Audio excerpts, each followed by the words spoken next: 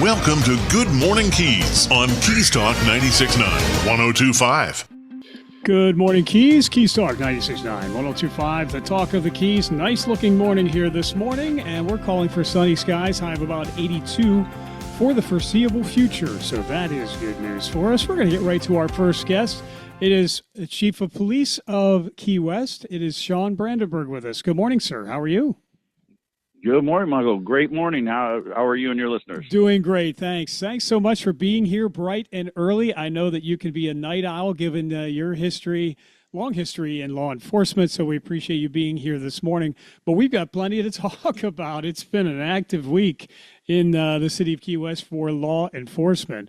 And first off, we do want to congratulate you. A lot of interagency cooperation went into an investigation that led to an arrest. And thank you to Allison Crean, your public information officer, for keeping us fully informed of this case, whereby Key West police detectives resulted in arrest of a Pompano man for fraud.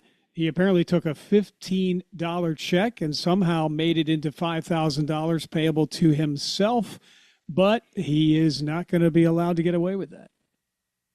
Yeah. So, Michael, a lot of these fraud cases that we investigate, they end up being international criminal activity, which really limits our ability to investigate and bring those individuals to justice. And we end up turning that over and relying on our federal partners. However, in this situation, Mr. Baker was in Florida. He did commit the crimes in Florida. And it was a year-long investigation that our criminal investigation unit detectives put into this. They secured multiple financial records. They followed up on a ton of investigative leads, and ultimately were able to establish probable cause and get an arrest warrant for Mr. Baker. And on April 14th, our friends at the Broward County Sheriff's Office took him into custody and without incident, and then they were able to get him transported down here to Key West. And like you had said in the news, it was a $15 check that he had changed into a $5,000 check and had altered the name on the check to be his own. So he was charged with 2 felonies, that being grand theft and uttering a forged instrument.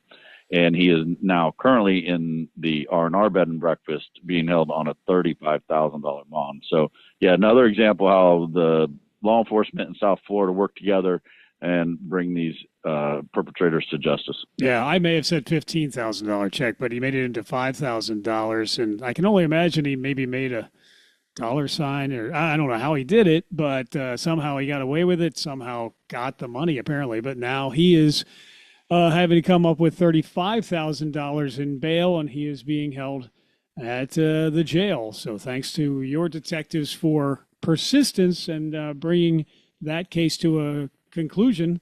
Now it's on to prosecution. It is Chief Sean Brandenburg, Key West Chief of Police, with us on Good Morning Keys. And here's another one you had said off the air. It's almost like it's out of the movies. It, really quite a twist it took. We had an exotic dancer downtown Duval Street establishment who was assaulted by a patron who apparently came back into the establishment without a shirt and wearing a hockey mask, and apparently proceeded to cut off the hair of the dancer.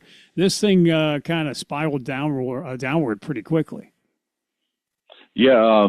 So, yes, this individual had been to the establishment where women of interpretive dance work, and he was dissatisfied with the service he had been provided. He later returned and, again, was shirtless, wearing a hockey mask. And grabbed a hold of one of the females that was working there, pulled a pair of scissors out of his pocket and cut a portion of the female's hair off before he fled on foot. Officers quickly located him at the intersection of Simonton and Louisa, so he made it about 2 blocks, and we were able to take him into custody. The incident was all caught on video, so that is extremely helpful in the prosecution of this individual, and he was charged initially with aggravated battery with a deadly weapon, aggravated assault, here's the real shocker, possession of amphetamine, and then there was also the enhancement for wearing the mask while committing a second-degree felony. So yeah, he's going to be spending some significant time, I hope, in the jail out there. Yeah, he is. Wow, that was interesting. He got back into the establishment, though. It's intriguing how he somehow got past bouncers, et cetera, to get back into the establishment, but it must have happened pretty quickly.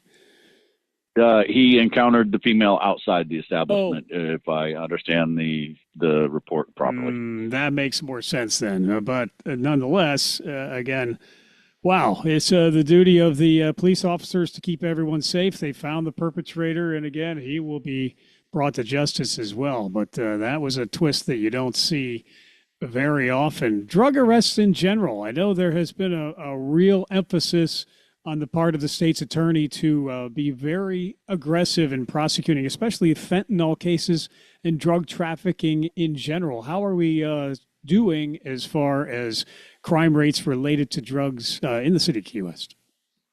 So I just had my March. I don't have it up in front of me, but I had just had my stats for March up in front of me, and I was discussing with our lieutenant of our criminal investigation unit about exactly that, the trends that we're seeing in not only the fraud cases, but also the trend we're seeing in narcotics cases and the number of warrants that we are obtaining for these types of situations. And again, the men and women of the Key West Police Department are diligent in trying to locate and apprehend these individuals that are introducing these poisons into our community. As I believe we discussed on the air before, we just got 2 new canines for the Key West Police Department. Both these canines are dual purpose, so they find narcotics as well as felons. So they're quite an asset for us, and those guys have hit the road running. And I know that they have been actively searching vehicles on the night shift and doing an outstanding job. We're actually getting ready to send them back up to Northern Florida to get another training session under their belt with the trainer and make sure everything's progressing as it should with 2 new dogs. And so very proud of them, very proud of both handlers. Both handlers are repeat handlers of canines, so they know what they're doing. They know what we're looking for. And so it's a real asset to us to have 2 seasoned veterans out there with 2 new dogs. And and one of the 2 dogs is, I mean, they're both amazing, but boy, one of them is a Cadillac. I tell you what, I worked with both dogs in the last week. Given my history as a canine handler, I was able to work with both dogs, and one's younger, and so he has some learning to do, but his handler is doing a great job bringing him up to speed. And the other one is just, I'm telling you what, if there was a Cadillac of dogs, that's what we got. I look forward to you being able to meet him. He is quite an impressive animal. He may actually be a Denali of dogs, possibly. So isn't that okay? That's top notch right there. Yes. But yes, and again, I was going to mention your experience as a canine handler as well. So you must have a very keen understanding of what those officers and those dogs do go through. But it's great to see 2 additional dogs on the force now. I was speaking on the air a couple of weeks ago with the Canine Support Group, I believe it is. Key West has a group of people that come together, raise funds to help support canines even into their retirement. You also had experience with what that's like, and we're extremely dedicated to your canine partner through the years. But we now have, it is 4 dogs, 2 of which are apprehension and 2 are more for drug interdiction. Am I correct on that? So yeah, 2 of them can apprehend felons and find drugs, and then 2 of them only find drugs. Wow. Well, so, and are there certain breeds that are better for, I guess the German Shepherds are typically used? Is that right? Correct. Here in Key West, I'm partial. Again, my experience as a canine handler, I prefer the German Shepherd. And we can get some Malinois handlers on the air, and we can have a debate and probably fill up a whole day talking about the pros and cons of both breeds. And then for our narcotics only dogs, we use Labradors, and the physical makeup of the dog, the constant breeding of these dogs specifically for their ability to detect odors. These are the two best that we work out best for us. Very good. Chief Sean Brandenburg, Key West Chief of Police on Good Morning Keys. And, you and I have talked about crime and statistics many times, and the fact that crime statistics continue to fare well versus other communities and parts of the country, and our crime statistics continue to be on the decrease, thanks in part certainly to your leadership and the dedication of the entire force. And I was just curious to kind of look online as far as what the general impression is. It is generally seen Key West is generally safe for tourists with low violent crime, moderate petty crime, and a welcoming, well-trafficked environment. It does say that visitors should remain cautious during hurricane season. So Key West is continued to be seen as a safe environment, a safe place to visit and to reside. And that's a real testament to law enforcement here in our community. Well, it's all due to the great men and women of the Key West Police Department, as well as our partnership with the Monroe County Sheriff's Department. The sheriff and I talk at least once a week. We keep up with each other. Our detective units have meetings, and we talk about crime trends, and because our criminals are their criminals are our criminals. A bridge doesn't magically change the crime indexes. We work really well together. We work with our partners at FWC, all the state and federal agencies. It's a great partnership that we have down here, and it's not like any other place in Florida. Nowhere else in Florida will you see partnerships like you see down here, especially between the Sheriff's Department and the Police Department. Yeah. Blue and green usually don't mix great, but down here we're all one big team, and again, it's for the betterment of the community and making sure it is a safe place to live, work, and visit. There's incredible cooperation between the agencies. There also is incredible cooperation and I'd say respect between law enforcement and the public, due predominantly to the outreach efforts of the Key West Police Department and the Sheriff's Department. Both of you leaders do a terrific job being visible and accessible and relatable to the community and to the public, and spend a lot of time interacting with the public and serving the public in many capacities. And to that end, I was also going to ask you about the blue badges that people will see and the awareness badges for this month, April being Autism Awareness Month. You're working closely with the Autism Society of the Keys, and I know that has been kind of a focus as we see some of the patrol cars with the jigsaw puzzle pattern, and now we're seeing the blue badges and awareness patches this month. Yes, so for the month of April, we do allow officers to wear the blue badges. When you see me later today, I am wearing a blue badge. Mm-hmm. And again, that's to bring awareness to autism. And our partnership with the Autism Society of the Keys has just continued to grow.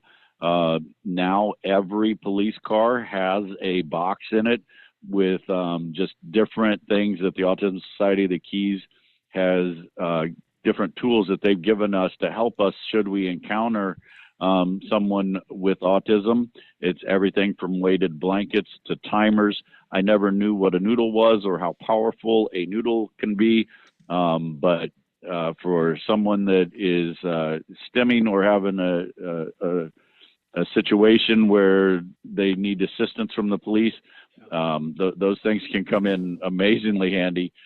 We have dry erase boards so that we can communicate if they're nonverbal. They can, we can write back and forth with one another.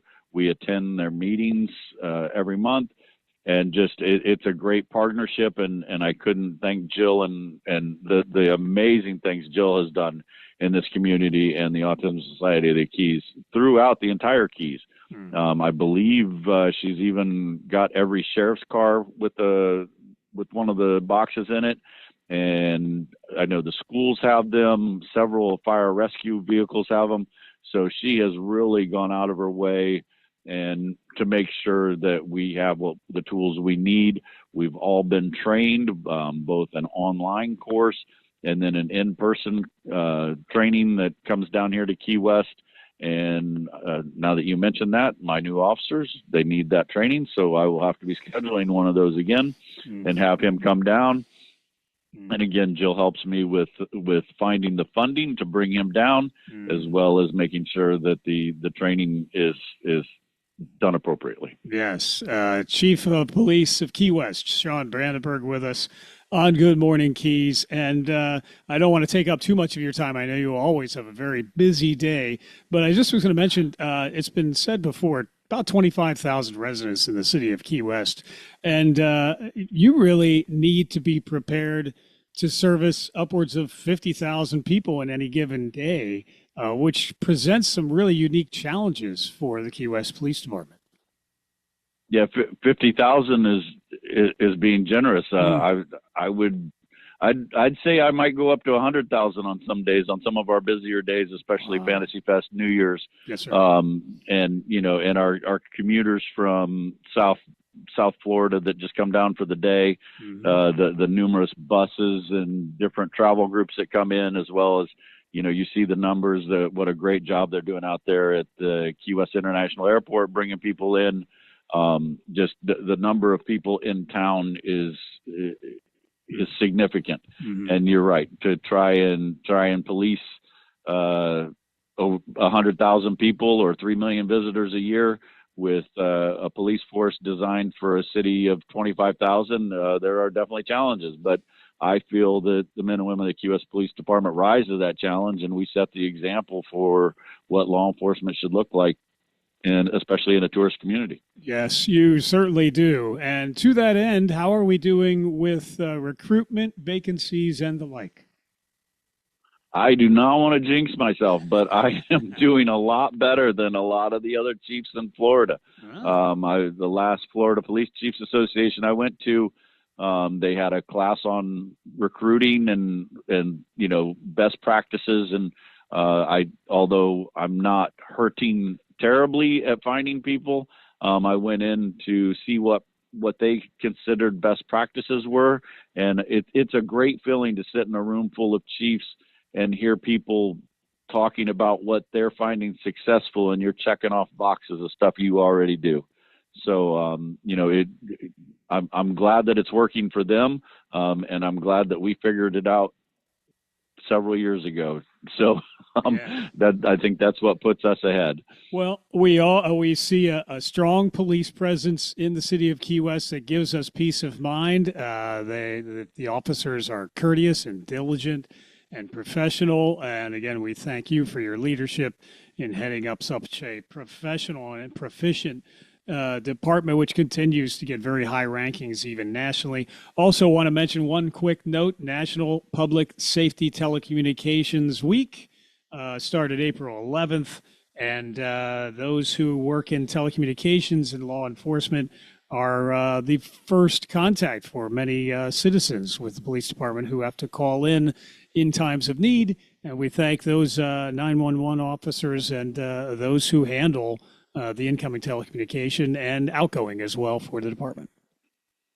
Yes, absolutely. And what a stressful environment that can be. You're in a small room. There are windows, but you're in a small room with the same individuals for 12 hours at a time. And, when all the 911 lines light up all at once due to, a number of different situations that cause that, just to watch those professionals work through handling every one of those calls and working as a team and getting the information, putting it into the computer and sending the resources that are needed for the emergency that's going on is just, it's impressive. I don't know that I could do it. They definitely do an amazing job in there, and I commend them.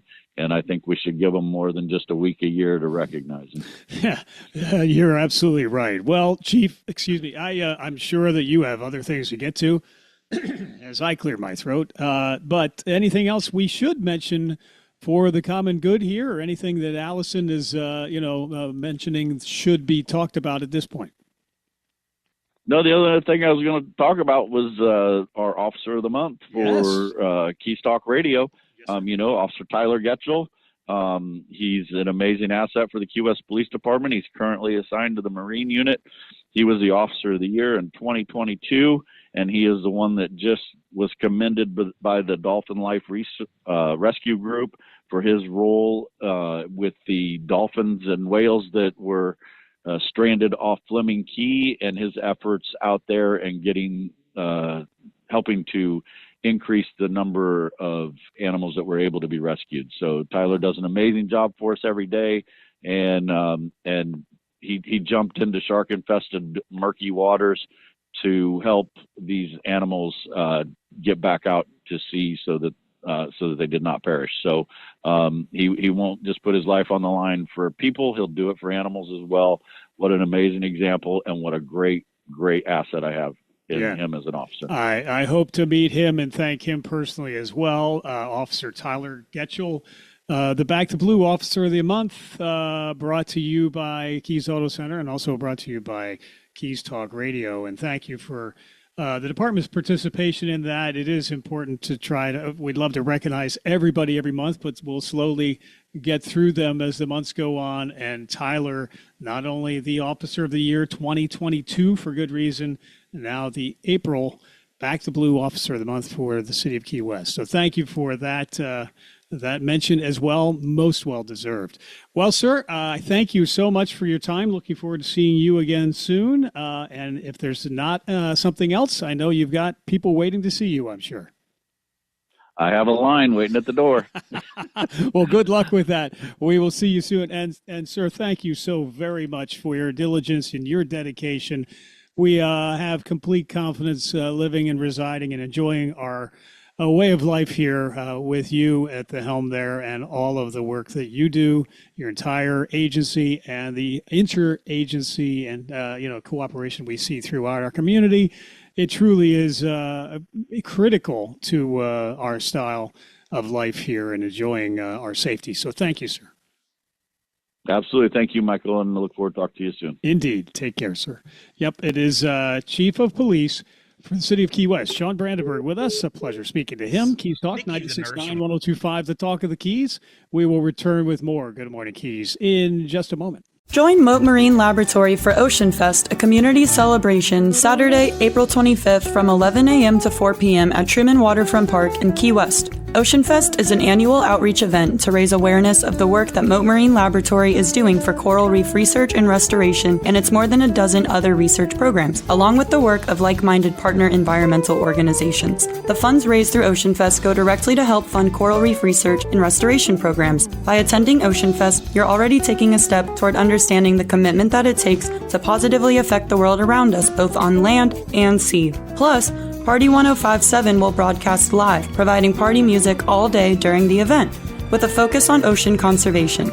Locals and visitors alike can learn about the importance of our local ecosystems and the role we all play in preserving them for generations to come. Ocean Fest, a community celebration presented by Mote Marine Laboratory, Saturday, April 25th from 11 to 4 at Truman Waterfront Park.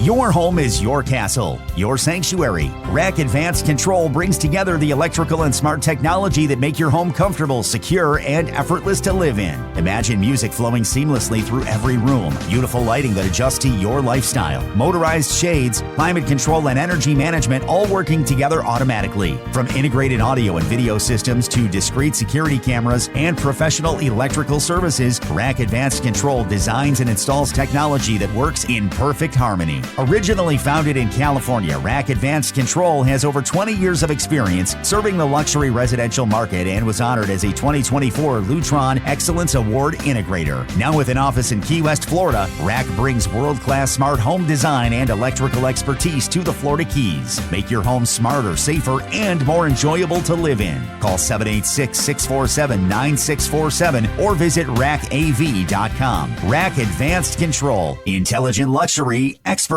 installed. Pop's Smoke Shed, 31251 Avenue A in Big Pine Key celebrates their first anniversary, as well as Pop's birthday, Saturday, April 25th. In honor of this great occasion, Pop's will be smoking a whole pig. Plus, Party 105.7's DJ Daddy will provide the sounds. Add in an all-day happy hour and beer bucket specials, as well as free parking and free entry, and you've got the bash of the year. It's Pop's Smoke Shed's first anniversary and Pop's birthday celebration, Saturday, April 25th, 31251 Avenue A in Big Pine Key. Keys Auto Center, the Keys hometown dealership. Hey folks, Stephen Bender at Key West Cadillac. Experience the precision and presence of the new Cadillac lineup, from the iconic Escalade to the refined XT5 and performance-driven CT5. And with our local deal match guarantee, you can move forward with confidence. So come see the people you know, like, and trust at Key West Cadillac on the Boulevard, or visit keywestcadillac.com. We've got the keys. Everything you need is here at Keys Auto Center. Do you want a reliable, fast, and convenient way to travel between the mainland and the Keys? The Dade Monroe Express is your solution. Service runs early morning through late evening, 7 days a week. Whether you're commuting or just visiting, Dade Monroe Express has got you covered. And the best part? You can try it for free. Visit trytransitfree.com and select Dade Monroe Express. Don't wait. Discover a stress-free way to travel to and from the Keys. The Dade Monroe Express is operated by Miami-Dade Transit. The voice of Monroe County, yours. This is Good Morning Keys on Keys Talk 96.9, 102.5. Good morning, Keys. Keys Talk 96.9, 102.5, the talk of the Keys. A beautiful looking day, and we are going to be set for about 82 for your high today. Mostly sunny skies. Tonight, 73 for your low and partly cloudy. Tomorrow, 82 for your Friday. Mostly sunny, and it looks like the wind will die down to about 10 miles per hour. Much the same for the weekend as well, with a high of 83 on Saturday, 84 on Sunday. Nice weather, indeed it is. We're going to say good morning to Commissioner Craig Cates with Monroe County. Good morning, sir. How are you? Very good, Michael, and good morning to you. Yes, thank you for being here. Former mayor of Monroe County, former mayor and now mayor emeritus of the city of Key West as well. Well, we have a timely discussion here, and thank you for making the time for us this morning, sir.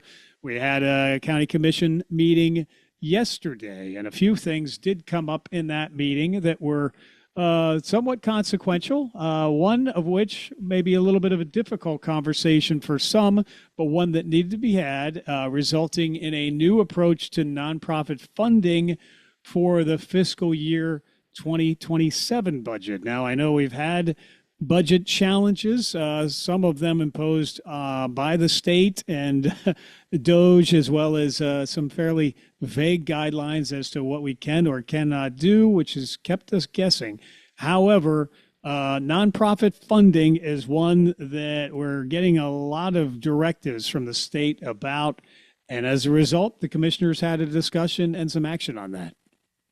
Yes, you're exactly right in about why we're doing this, because it has worked well over the years, but because of direction from the state and budget cuts, we had to address this. And they came down with DOGE came down with some priorities that they're looking for, and one of them is unnecessary use of taxpayers' funds to support NGOs, non-governmental organizations, and nonprofits. All right, and then decide what's core services that have to be rendered and what is extra, and spending on activities that are trendy or low ROI. So those were some of their priorities that they're going to be looking at for our budget. And of course, when it comes to nonprofits, so how do they classify them is a issue that we're having. We're trying to address that. We're trying to break them down to what's medical and what's quality of life and what services that are required for us to furnish. And we're now with the direction, we got a couple options not to do anything or start a children's services council, which is, you can do that, but that could get complicated. And so direction we gave staff is to look into funding these nonprofits through the health department. The director of the health department was there. The past director, Carla Fry, which she is moving to Hillsborough County, but she's still very involved here and has a lot of experience in the Keys. She got a promotion over there. So she says we fund a lot of these organizations already. You know, we pay for them to do so. We could expand that. But, you know, in theory, it is better because those are professionals in the medical field in her department to know exactly what's done. We're not professionals in that. So yes, that could be money spent more efficiently. And also the other ones with the quality of life, which you would be like a positive step, a Boys and Girls Club, you know, sailing club, you know, Keys to Be Changed, literacy volunteers, Special Olympics. Those were quality of life nonprofits that we give money to. So are they going to allow us to continue that? We don't know, but we're preparing and possibly. The big concern I left there with Michael and the listeners is like Mark House. We gave them $200,000 year before last. Then we cut everything in half. We were giving away 2.2 million to all the nonprofits. We cut that in half to 1.1. And then, but what they do is they get a match for, not a match, a multiplier. And it's the money that they put in their share. And they put 320,000 in, and the state gave them $3.2 million. But they have to have money of their own to put in there. And we were part of that. So they went and got private sector to donate them some, and they were lost quite a bit of money. And other organizations to help them and fundraisers to raise that money. So it's the multiplier of what we give them, what they'll get from the state and federal government, and which is our concern. And my concern was with the directors go through the health department, which is a state organization, and give them the money, which we can legally give them the money, because all this has to be legal. And that's the whole issue here. And will they use that as their part that they're putting in if the state gives them money to use for the state to give them more money? It doesn't sound like that will happen. So that's one of my and the commission's big concerns as we work into this. There's a lot of questions still to be answered as far as, you know, it is very vague coming from the state, and we're constantly trying to plan our own budgets and our own operations in the county with very kind of subjective standards coming from the state, which we went through this last year, and it seems like it's continuing. Monroe County Community Services then will be responsible for core service programs and special needs, as you talked about. I did notice. Yes, I'm sorry, go ahead, Commissioner. I'll give you an example of the core services would be like Acres Away for, you know, addiction, you know, domestic abuse shelter, Florida Keys Children's Shelter, you know, funding Florida Keys Outreach Coalition, Grace Jones Daycare Center. We consider them core services that the county should fund and help with. So, and then we got the medical services, which AH in Monroe, Autism Society, you know, AHEC, you know, the Keys Healthy Start, and Mark House. Those are the kind of things would be the medical. So anyway, how do we break all these apart, and where do we fund them, and will we be able to fund them through these other agencies? Because I believe, and I think most people believe, that those are important nonprofits to this community. They help with the quality of life. They help the residents be able to stay here with the daycare and the dentist, AHAC, what they do for the kids with the dental work is just amazing and so important to our community, our residents. So we got to come up with a way to work through this. And I feel they're very, very important to our community, and I think the whole commission does. Yes. Commissioner Craig Cates with us, Mayor Emeritus of the City of Key West, former mayor of Monroe County as well with us. And I did see also, Commissioner, that the state is even going to be looking for another 10% budget reduction analysis for fiscal year 2028. So the pressure will continue from the state as far as efficiency, which we've already been through this exercise a couple of times. So challenges still will continue. Yes, and you know, the residents have come to enjoy the services that we provide, and as you expand those services, which makes quality of life much better in the Keys, they also come with a cost, and that raises, you know, the taxes, and so it's a difficult balance, but it's something we have to do, and that's what I tell people. That's what I signed up for. So I'm going to do the best I can at it. Well, you always have our best interests in mind, and we sincerely appreciate that, Commissioner. Higgs Beach is going, you have been on both sides of the fence, county government and city government. Well, the Higgs Beach Park and facilities located within the confines of the city of Key West. Now it will be under the purview and ownership and management of the city of Key West, as the city commission did vote to take over the ownership. Board of County Commissioners had done so as well. So the county commissioners voted on Wednesday to convey the ownership of Clarence S. Higgs Memorial Park to the city of Key West on May 1st, 2026. Some funds will be transferred over to the city to help them with this endeavor, and then that's going to take place pretty quickly, May 1.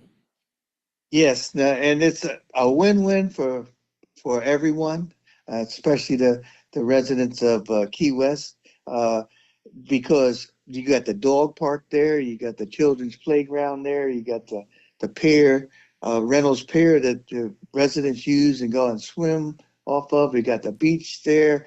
You got West Martella Towers there, where the garden club is, and the pickleball courts and the tennis courts. It's just a beautiful piece of property in the heart of Key West. And now the citizens of Key West will have direct input on what is done out there, improvements or changes to be made that they can be fine-tuned for the community itself. Mm-hmm. Very good. Well, that's good news as well. Also, progress on mooring fields, the 2 mooring fields we've been working on. And what do we have as far as a progress update there? Those have been kind of long-term projects that we're starting to see movement on. Yes, and definitely getting movement. We've settled that appeal on our permit application. We're moving forward. I got a few more permits, but they're not as difficult to get, but they had to get these other ones first before it could go to the next ones. I believe there's 3 more permits, but that should move quickly. And the mooring field in Key West will start that we expect by early 2027.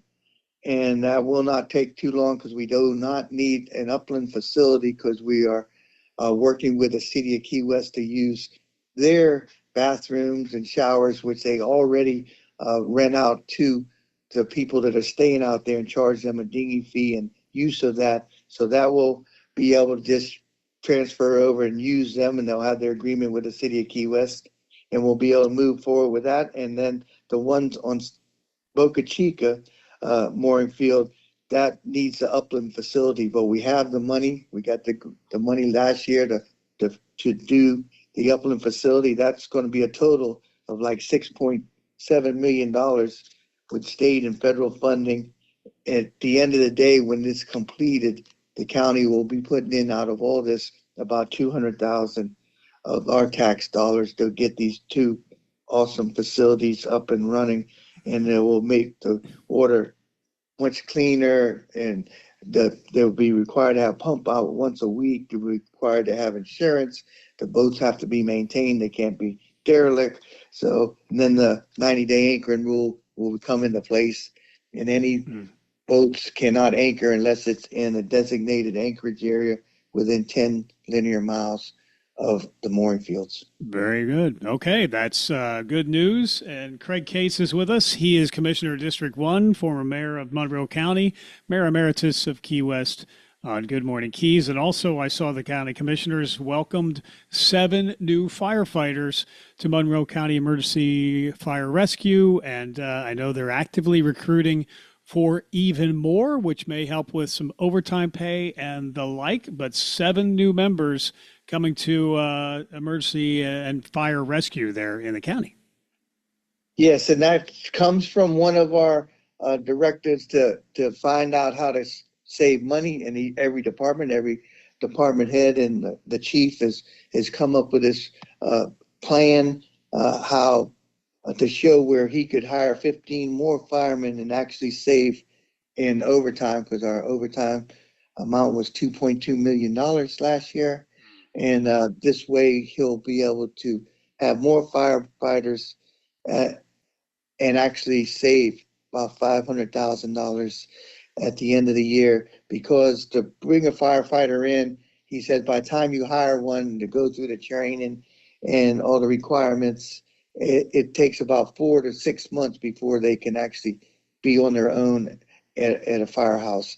So you can't just go and hire somebody tomorrow. So that's why we have to use the overtime to work the firemen that we have now to pick up them extra shifts. And what happens is that's more difficult, 24 hours on and then another 24 hours on is quite a ask of these firefighters. So we're going to try this plan and see how it works out. And that's one of the things we're doing just to try to save money, preparing for maybe cuts that we might have in the future. Yes. Okay. Well, challenges ahead and coming up with solutions to try to meet those challenges as we move forward through some fairly vague times. But again, I commend you and the commissioners for continuing to work on solutions that are in our public interest as well. So you were instrumental, sir, in the bicentennial celebration for Monroe County. We're lo and behold, we're at the 250th anniversary of our country this year. I know there's going to be a big celebration coming up with the county, so we're looking forward to that. Yes, I believe we have it on Facebook and on our county's website. Kristen Livingood, and you probably received that, laying out what some of the events that she's going to plan for the county. Is very exciting. Of course, our 250th anniversary for this great country, yes. And it's very exciting for that. And it's great that the Keys could be a part of and celebrate. Absolutely. Looking forward to that, sir. Well, anything else we should mention before we let you get to a busy day?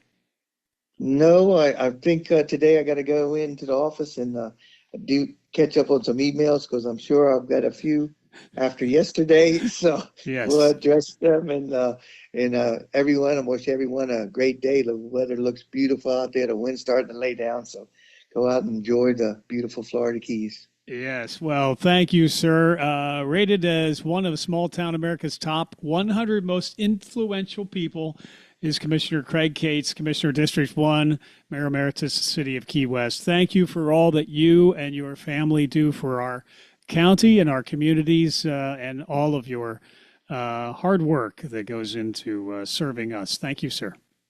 Thank you very much, Michael. Yes, sir. Have a great day. We'll talk soon. All right. Now, Commissioner Craig Cates with us on Keys Talk 96.9 102.5. The talk of the Keys, weather, as we mentioned, looking beautiful here as we continue with more Good Morning Keys in a moment. Calling all pirates, partiers, and constituents to join the Conch Republic Military Forces for the Cocktail Dinner Party and Sunset Toast at Ocean Keys Sunset Pier on April 21st. Enjoy music by Reggae Lou and Sir C.W. Colt, a 21 Conchorn salute, dinner, cocktails, and Sunset Toast to long live the Conch Republic. Proceeds benefit the Conch Republic Military Forces. Visit conchrepublic.com for a full schedule of events and tickets. The 44th Annual Conch Republic Independence Celebration, April 17th through the 26th. Brought to you by the Monroe County Tourist Development Council, DAC1, Conch Republic Military Forces, and Florida Keys businesses. The Greenhouse. Have you been there yet? We even spell it with 3 E's to help you smile when you say it. That's our goal. We carry the largest selection of hemp-derived THC and CBD products in Monroe County. If you've been taking medication for anxiety, depression, inflammation, lack of sleep, or muscle and joint pain, and it's just not working, or you don't like the side effects, we can help. If you're looking to chill, relax, escape, focus, or even break out into euphoric fits of laughter, we can help there too. No medical card is needed. You just have to be 21 or over. Our 3 locations are open 7 days a week from 10 a.m. to 9 p.m. In Key West, we're at 431 Front Street, just in front of Mallory Square. In Marathon, you can find us at mile marker 52 at 10875 Overseas Highway. In Key Largo, we're at 99304 Overseas Highway in the middle of the road. Swing on by, share your goals with us, and we'll recommend a product to help you reach them. And we back our recommendations with a 100% money-back guarantee. The Greenhouse. Stop on by and find out what the buzz is all about today. Visit one of the 12 locations of the Greenhouse, including 9 in the Keys and featuring their newest store at 3128 North Roosevelt, Key West. Good Morning Keys on Keys Talk 96.9, 102.5. Keys Talk 96.9, 102.5. The talk of the Keys. Good morning to you. Beautiful day. 84 degrees for your high. No real significant chance of precipitation as we move into the weekend. We're going to say good morning to Eric Eichenberg. He's the CEO of the Everglades Foundation. And good morning to you, sir. Good morning, Michael. Thank you for having me. Thanks for being here. So we've spoken in the past, and this has been a big week for the Everglades Foundation and the Everglades in general because the EAA reservoir, which we've talked about before, has just gotten a big shot in the arm, so to speak. It sure did. Monday, I was privileged to be out at the reservoir construction site where the Army Corps of Engineers, the state of Florida, the governor was present, and they announced that over $2 billion has now been secured in Jacksonville by the Army Corps of Engineers to build this reservoir, this critical link that will direct Lake Okeechobee water down to Florida Bay. That project now is scheduled to be completed by 2029. And this slug of money was critical to meet that deadline. Oh, wow. So this will accelerate. Will that actually move the timeline up for the project?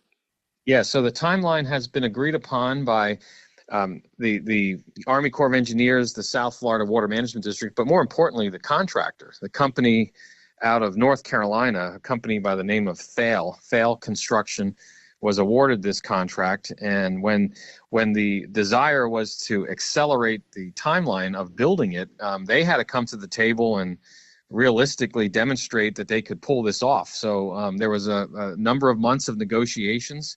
I had the privilege of meeting the CEO of Thale Construction out at the site on Monday, and he told me that at the height of this, they're going to have about 1,100 employees on site building the largest reservoir in the history of the Army Corps. Oh, unbelievable. Well, the reservoir will help reduce toxic water to Florida's coast while protecting the drinking water for millions, including into the Florida Bay. So very important that this funding took place, and it will help move things forward. The Everglades, known as the $1 trillion asset for Florida, and the CAA reservoir is going to be a big part of that. So have these milestones and momentum behind the Everglades restoration then been accomplished? Do you consider this milestone just part of the process or one big hurdle, let's say? No, I think this is a major achievement. Again, this is a project that had been discussed 25 years ago, having a storage reservoir south of the lake. And it was started, it was stopped. There was an effort to buy one of the sugar companies years ago, but there has never been the backing away from the need for a large storage reservoir to hold water. Again, you've talked about it. We've talked about it. The damaging discharges, algae going east, west, lack of fresh water going down the Florida Bay. Of all the projects in this comprehensive Everglades restoration plan, this is the one that gets the biggest bang for the buck, literally. Mm-hmm. And to have it built by the end of this decade, 2029, that's 3 years away. It's here in our. We can grab it. We now just have to make sure that it remains on track as we move towards that time frame. Yes, Eric Eichenberg with us. He's CEO of the Everglades Foundation on the Florida Keys. President Trump has been involved with this as well, has he not? He has been. The first term, when he came into office, we were challenged by a weakened Herbert Hoover dike around Lake Okeechobee. There was concern that the dike would fail. The Army Corps was not able to hold water in the lake. Hence, they were dumping it to the east and west. So the president came in 2017, 2018, committed over $1 billion to finish the Herbert Hoover Dike hardening process, which is a key feature in overall water management. And then more importantly, the president, the first term, doubled the request of funding from the Congress.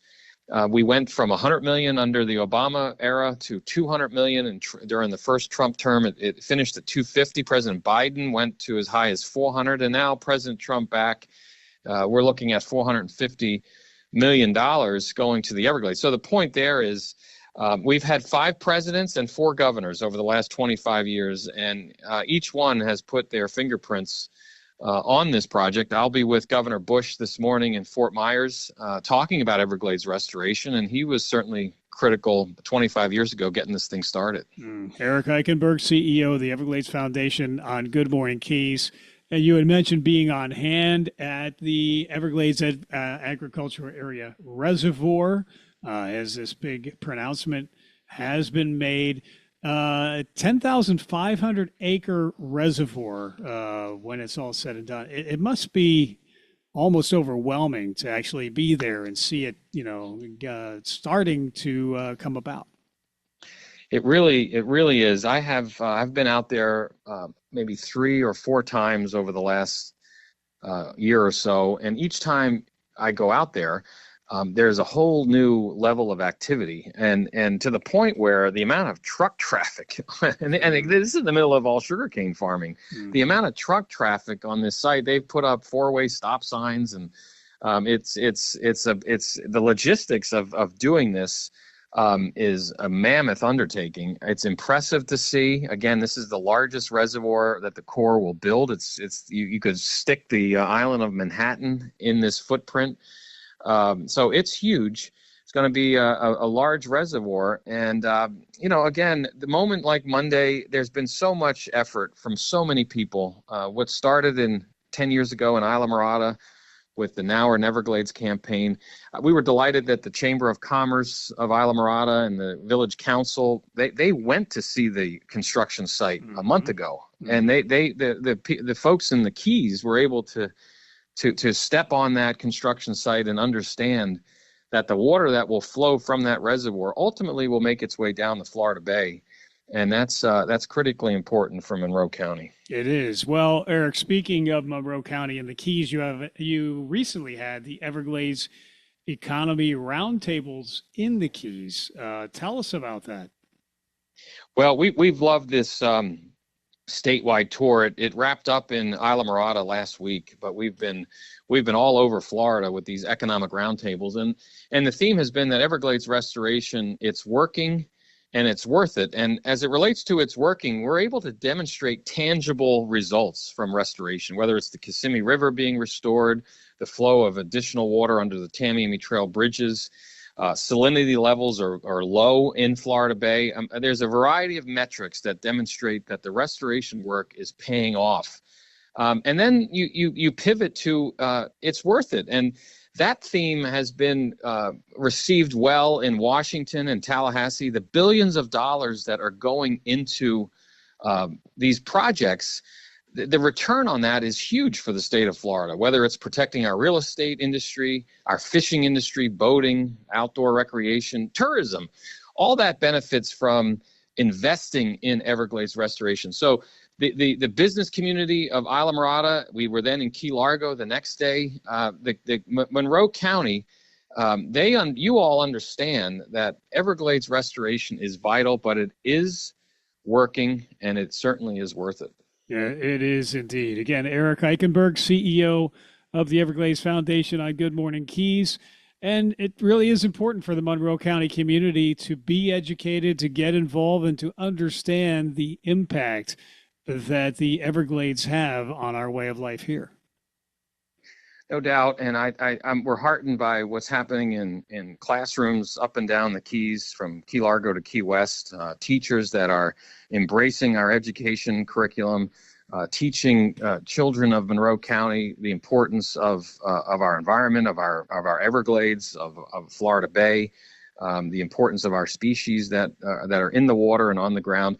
So we're in the present, but we're also looking to the future, and we need to be investing in the next generation of champions. And this is a topic now, Michael, as you know, that is fully mainstream. This is not a bunch of tree-hugging environmentalists. This is about the economic viability of Monroe County and the state of Florida, and it's great to be a part of. Yes. Well, we thank you for your leadership in that role. The Everglades Foundation, evergladesfoundation.org online to find out more. Congratulations on Monday's big announcement of the funding for the EAA reservoir to help propel this movement forward. Eric, is there anything else, though, that we should mention at this particular time? Well, we have 1,355 days, but who's counting, right, to get this reservoir built? So we will be in Washington in June, meeting with our congressional delegation, other members of Congress from around the country. This is America's Everglades. It's right here in our backyard, and we will be the generation that restores it and then passes it on to our kids and grandchildren. Well, sir, given the fact that the clock is ticking and the days are counting, I should not keep you on the phone any longer than I have. But thank you so much for being here today. Good to be with you, Michael. Yes, Thank you. sir. Same here. Thank you. Eric Eichenberg, CEO of the Everglades Foundation. Find out more, evergladesfoundation.org online. This is Keys Talk 96.9, 102.5. The Talk of the Keys. Beautiful day ahead here. Sunny, high near 83. We'll get your complete forecast, and we'll get to Glenn Beck. Breaking news at once, weather around the clock, local, state, national news, of course, at least every half hour. And all the heavy hitters of talk are right here. Keys Talk 96.9, 102.5, the Talk of the Keys.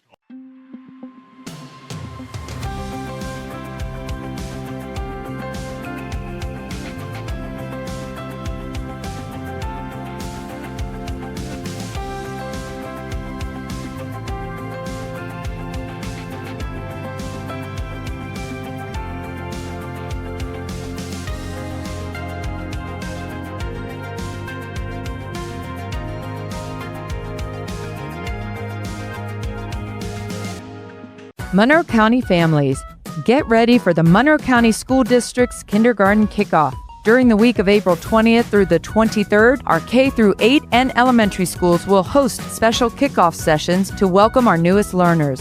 Join us as we welcome new families into our caring, student-centered schools. Meet our exceptional teachers, explore bright kindergarten classrooms, and see why Monroe County School District is the best choice for your child's first school experience. Upon registration, your family receives our exclusive Playing Our Way to Kindergarten game, filled with fun readiness activities, safety lessons, and parent videos to help your child feel confident and prepared. Choose Monroe County Schools for strong early learning, safe and inclusive schools, and a joyful start to your child's educational journey. For dates and times of specific school sessions, visit our website at keyschools.com. Your child's journey of learning starts now with the MCSD Kindergarten Kickoff. Key West authentic Irish pub, dining, and rooftop lounge is Celtic Conch Public House, 528 Front Street. The Celtic Conch always features delicious Irish cuisine and tasty pub grub with more than 40 Irish whiskeys, specialty cocktails, and local drafts. Ask about their daily food specials, including kids 12 and under eat free on Wednesdays when ordering from the kids menu with adult purchase of at least $25. Limit 2 children per adult, dine-in only. Plus, the best in live entertainment. Monday, it's Dean Dunleavy from 8 to 11. Tuesday, test your knowledge with trivia from 7 to 9. Wednesday features Just George from 8 to 11. Thursday, Milo performs live from 4 to 7, followed by Dave Minneberg from 8 to 11. Friday, Dean Dunleavy returns from 5 to 8, then Milo entertains from 8 to 11. Saturday, come back for Dave Minneberg from 5 to 8 and Just George from 8 to 11. Then Sunday, Tony Roberts plays live from 3 to 6. Celtic Conch Public House, 528 Front Street, Key West. Follow them on Facebook and Instagram. Salancha. Tim Marshall Curtis presents Metal Readaville. Saturday night, April 18th at the Key West Theater. Metal Readaville is a real place in Key West where original heavy rock music is written, recorded, and performed live. The groove is a mile wide and some of the heaviest, hardest, and most psychedelic guitar music you've heard in ages. You won't find anything this metal anywhere on Duval Street, but you'll find it right here in Metal Readaville. Saturday night, April 18th at the Key West Theater. For tickets and more information, visit thekeywestheater.com. KStheater.com.